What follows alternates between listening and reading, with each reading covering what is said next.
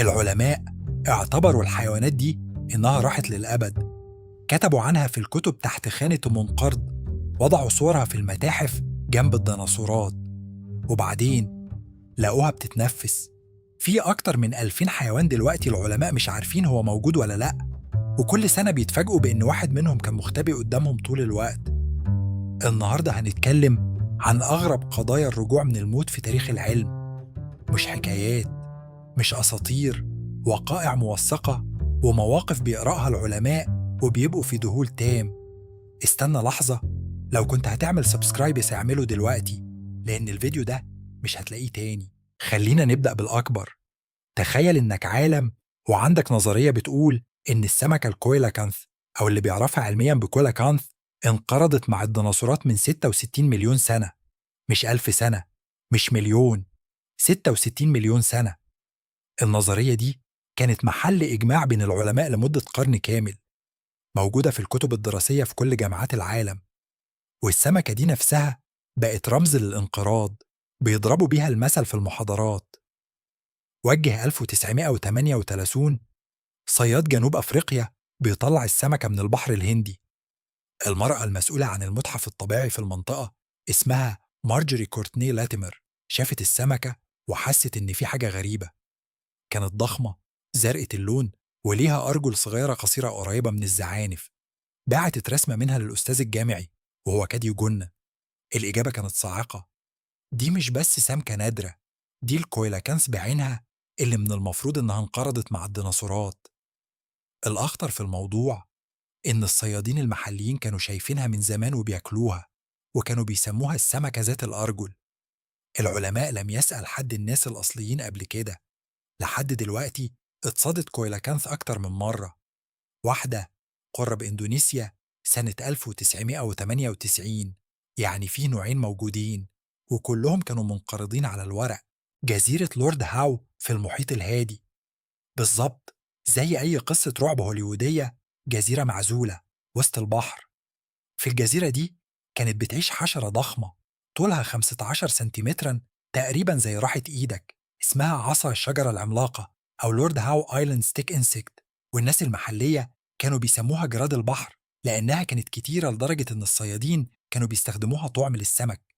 جه 1918 سفينة اتحطمت قرب الجزيرة. الجرذان اللي كانت على السفينة نزلت الجزيرة، وفي أقل من سنتين الحشرة اختفت تماما. صفر، خلاص، منقرضة. العلماء كتبوا عنها، رثوها، وحطوها في أرشيف الكائنات المنقرضة. وبعد 80 سنة بالظبط، سنة 2001، متسلقين جبال راحوا صخرة منعزلة اسمها بولس بيراميد، وهي مجرد صخرة ضخمة وسط البحر قريبة من الجزيرة الأصلية. الصخرة دي مش فيها غطاء نباتي تقريبا، ومحدش فكر يدور فيها على حياة. تحت شجيرة صغيرة وحيدة على ارتفاع 100 متر لقوا 24 حشرة حية. 24 فقط. ده كل اللي تبقى من النوع ده على وجه الأرض.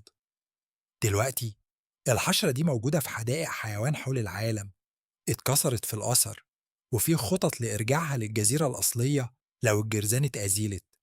الجرذان خربتها، والإنسان بيحاول يصلحها. سنة 2023 فريق من علماء الأحياء راح جبال سايكلوبس في بابو غينيا الجديدة. المكان ده من أصعب المناطق في العالم، غابات كتيفة، مطر شديد، وتضاريس قاتلة. الرحلة كانت بتدور على حيوان اسمه قنفذ النمس طويل الخطم، أو أتنبورغز لونج بيك تكدنا. الحيوان ده من الكائنات الأكثر غرابة على الكوكب. ثدييات بتبيض، بالظبط، مش بتولد، بتبيض. وده مش بس هو، أقاربه الوحيدين هم خنزير الأرض وبعض أنواع أخرى. أصول التطور الخاصة بيه ترجع لأكتر من 200 مليون سنة. آخر مرة حد شاف واحدة منها كانت سنة 1961. 62 سنة كاملة. الفريق ضرب الكاميرات في كل حتة، وبعد أيام من الانتظار ظهر على إحدى الكاميرات بيمشي ببطء في الغابة، يحفر بأنفه ومبالي بحاجة. 110 صور من 26 رصدة مختلفة. العلماء رجعوا ببيانات تاريخية. الحيوان كان موجود طول الوقت، بس مخبي جدا ومتكيف بشكل بديع مع البيئة، لدرجة إنه بقى غير مرئي تقريبا. جزر جالاباجوس، المكان اللي اشتغل فيه داروين وطور نظرية التطور.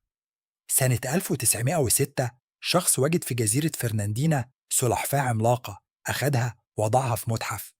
من وقتها لا أثر لأي سلحفاة تانية من النوع ده. النوع تعتبر منقرضا لمدة 113 سنة. 2019 بعثة علمية تروح الجزيرة وتلاقي أنثى سلحفاة وحيدة واحدة شايلة عليها آثار عمر طويل جدا. أخدوا عينات دي إن إيه وبعتوها لجامعة يال. جاية النتيجة تطابق جيني كامل مع السلحفاة اللي اتحطت في المتحف سنة 1906. النوع ذاته موجود، حي. السؤال اللي بيطرحه العلماء دلوقتي، لو في أنثى واحدة، في احتمال إن في ذكر لسه مخبي في مكان تاني في الجزيرة وبيدوروا.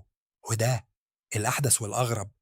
مارس 2026 علماء في بابو غانيا الجديدة بالتعاون مع السكان الأصليين أعلنوا عن إعادة اكتشاف نوعين من الجراب أو المارسوبيلز كانوا معروفين بس من الحفريات. الأخيرة مرة حد شافهم قبل 7000 سنة. 7000 سنة. السكان الأصليين في المنطقة كانوا عارفين بيهم طول الوقت. كانوا بيسموهم بأسماء محلية وبيعرفوا عاداتهم وأماكن تواجدهم. العلماء لما وصلوا وعرضوا عليهم الصور من المتحف، الناس الأصليين عرفوا فورا إيه الحيوان ده وفين بيعيش. ده بيخلينا نفكر، كام حيوان تاني العلم اعتبره منقرضا والناس الأصليين في المنطقة عايشين معاه كل يوم. في جملة بيقولها العلماء المتخصصين في الأنواع المنقرضة: نحن لا نؤكد انقراض شيء، نحن فقط نؤكد إننا لم نجده بعد. دلوقتي في أكتر من 2000 نوع حيوان مصنف كمفقود، مش منقرض، مفقود. يعني محدش لقاه من فترة طويلة، وكل سنة بيتلاقى منهم عشرات. الأرض أكبر مننا بكتير، والطبيعة عندها حيل للبقاء أقدر من أي سلاح بشري. السؤال المهم، لو ده بيحصل مع الحيوانات، إيه اللي تاني ممكن يكون مخبي قدامنا ومش شايفينه؟ لو الفيديو ده فتحلك دماغك، شير الفيديو لواحد بتفكر إنه هيستمتع بيه. وقول لي في الكومنتات، إيه الحيوان المنقرض اللي تتمنى إنه يرجع؟ أنا هكون في الكومنت معاكم.